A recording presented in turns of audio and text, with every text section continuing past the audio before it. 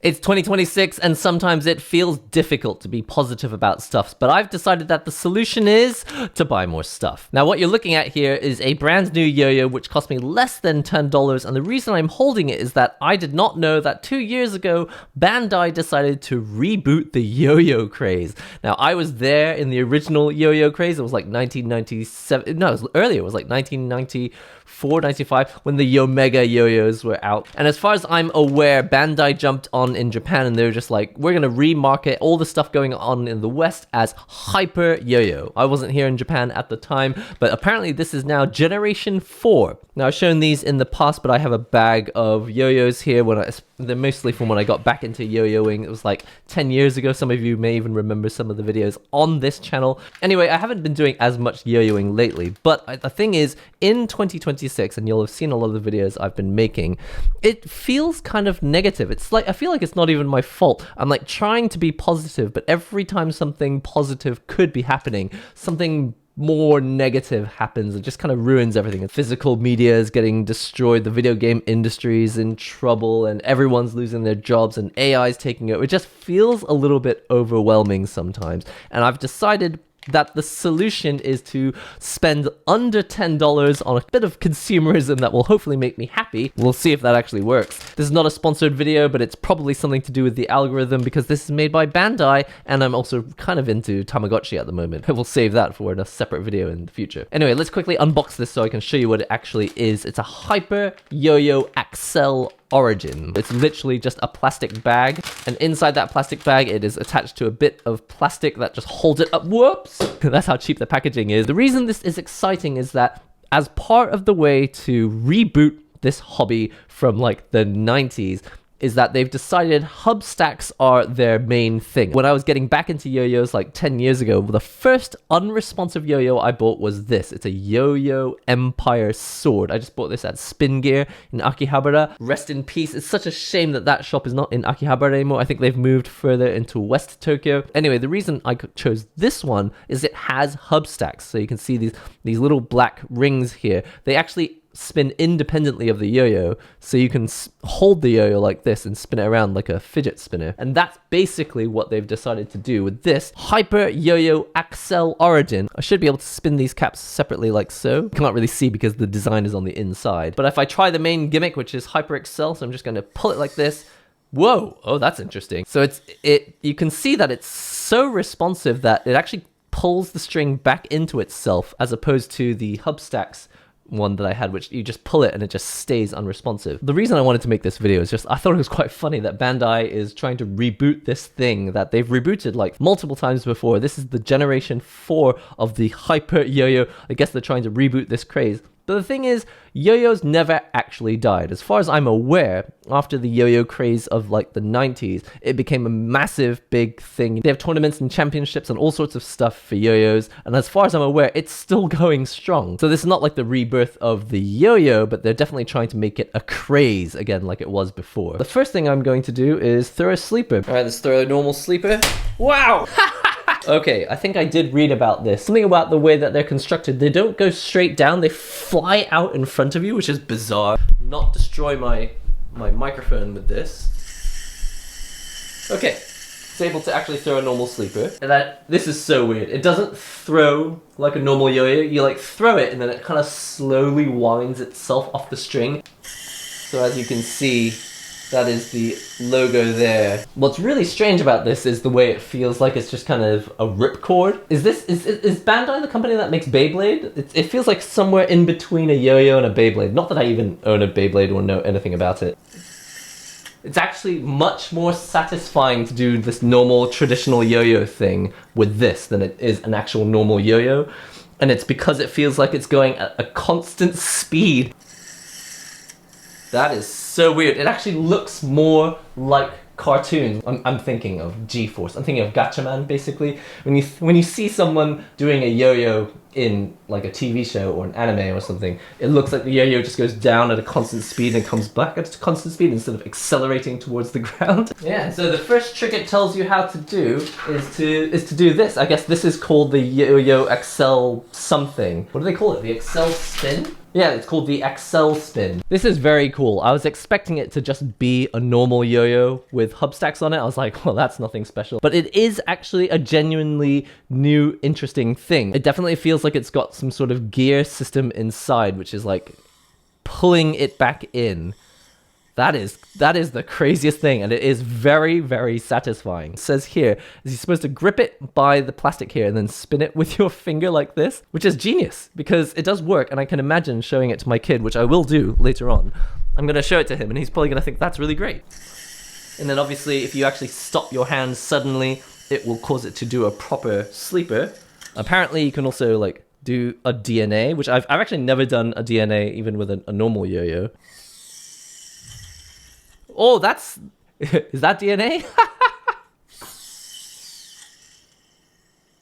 That's DNA, right? Yay, we got it! Alright, at risk of turning this video into just a yo-yo demonstration, the real reason I wanted to talk about this is that, as you know, I'm often looking for things that I can do that don't involve a subscription service or reliance on AI, really reliance on any kind of technology.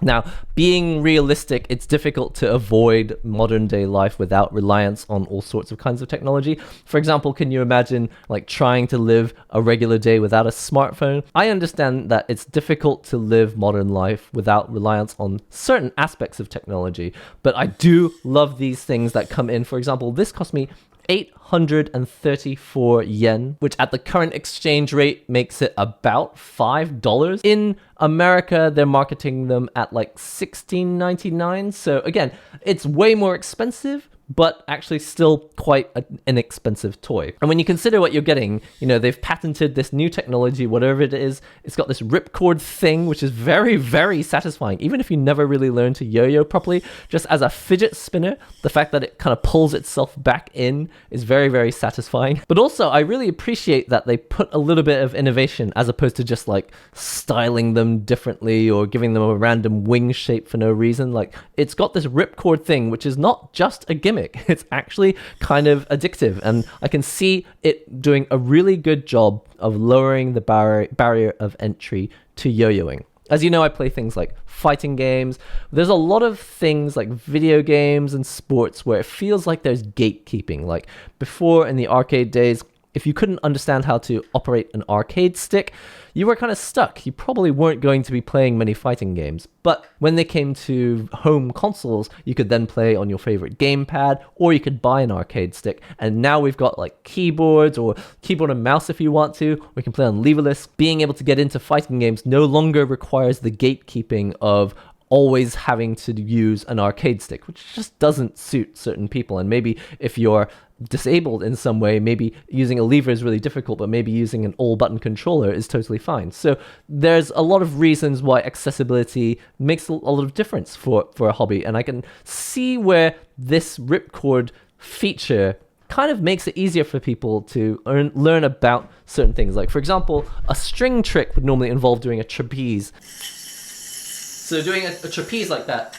you have to actually throw the trapeze out and like make it balance on the string. But because they've got this new system like this, you can actually just pull it like a ripcord and then kind of sit it on the string, I guess, like so. You can learn how to do certain string tricks, or at least you could get into doing string tricks while the yo-yo's already spinning without having to learn how to do a sleeper. Now, personally, that's not how I would want to teach how to yo-yo. It's a bit like teaching someone how to play a fighting game without learning like the basics of doing technical motions. But the thing is, as you've seen with Street Fighter 6, it's actually really important to get people past that first base, as it were, with fighting games, get them into the mind games and actually learning how to do the back and forth, predicting what their opponent's going to do, and the mental stack, and all of the actual elements of a fighting game, which are kind of gate-kept off if you can't just learn to use a controller to do things like technical motions. So actually, I really like how they've taken an approach with this new kind of yo-yo to help people get past step one so they can actually learn about all the exciting stuff with yo-yos, which maybe was difficult for people because they couldn't throw a proper trapeze or couldn't throw just a regular sleeper. And also, just for a beginner, like if you can't throw a sleeper, you can already get addicted to this because there's almost no execution barrier to be able to do this. Like if you can move your arms left and right, you can do the Accel spin. It's very satisfying, but also it teaches you some important stuff, like if there is slack on the string, it will get pulled back in, but if as long as you have no slack on it, it actually stays up like so. Like an important thing with yo-yoing that you don't realize a lot because you see people doing slack tricks is that actually you need a special kind of yo-yo to do slack tricks, because if there is slack on the string, it gets pulled back in by the response system. As you can see right here, because I'm leaving the string a little bit slack, it does get pulled back. But if I have it completely taut like this, you see it doesn't get pulled back in. It only gets pulled back in when when I add a bit of slack, as you can see. They've put a lot of thought into making sure that with this revival of the yo-yo, it's not just a random attempt at reviving something that already died out. They're like, let's innovate to make it actually fit with the times, and also get past that first base execution barrier, which is kind of the gatekeeping aspect of yo-yos, which is like what we've seen with Street Fighter 6, using modern controls to allow people to get past that first gatekeeping aspect of fighting games, which was technical motions and having to memorize all those moves. This is very, very addictive. Anyway, I just wanted to share this with you because I'm really into anything that is like an inexpensive way to have fun that doesn't require like a reliance on an external system. And as you've seen a lot of the videos I've been making about ownership lately, like the fact that it's harder and harder to actually own anything means that there's more and more reliance on external services because we don't have physical media, or sometimes you need an actual subscription to a service, or even if you don't have a console, sometimes you're paying through the cloud to get your gaming services. This is 834 yen if you buy it in Japan, which is at the current exchange rate $5. What is the exchange rate? XE. $5.29 to be precise. This is very, very satisfying, and they come in a large variety of colors. And the reason I started with this one is because it's the first one that they launched, which was, I think, 2024. This is the Hyper Accel Origin, which is kind of like the Coca-Cola yo-yo shape, but they've also got one which is more like the Fireball shape, and they've got one that's more like a wing shape, and they've got one that comes in a gacha ball, which you open and then you flip it inside out and it becomes a wing-shaped yo-yo. Anyway, I also wanted to make this video because I noticed that the West is not really making any content for this Hyper Accel yo-yo thing, so I'm curious, like maybe did everyone turn against it and they really dislike it, or what? I just love this. This is a really great gimmick, and I'm absolutely certain that this is probably the last time you'll see it, because after I show it to my son, I do not think I'm going to be getting this back. Anyway, I hope you've enjoyed this video. Go out there and find yourself a cheap hobby that does not mean you are reliant on AI or external services, like a Bandai Hyper Accel Origin. This is exciting. Oh my god, I didn't even talk about the manga. There's a manga for this, but okay, we'll talk about that in the future. Anyway, I've been NihongoGamer. Hope you've enjoyed this. I'll see you real soon.